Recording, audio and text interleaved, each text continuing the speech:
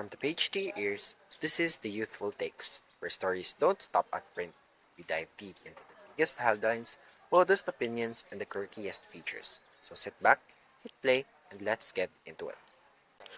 So, good morning, Doc. How do you think that the government um, can help local journalists feel more safe since local journalists are more prone to local threatening? Um, we can support the journalists by giving them free expressions, let them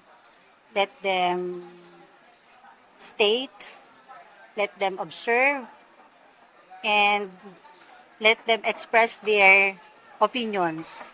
Kasi yun yung one way kung paano natin maipaparating sa isang tao, sa isang organizations, yung mga napapansin natin sa ating paligid. In that way, makakaisip tayo ng mga paraan kung paano natin masusolusyonan through the freedom of expression ng mga journalists. Kasi yung mga journalists, yan yung tumutulong sa ating lahat para mabuksan yung isipan ng mga tao, mabuksan yung damdamin ng mga tao, ma-inform yung mga tao sa kung ano ba yung present situation ng ating bansa, even local, national, Ibig sabihin, sila din yung magiging way para makaisip ang gobyerno or any agency kung paano sila makakaisip ng solusyon sa mga problema na pwede din namang in the future ang magbe-benefits ay mga mamamayan.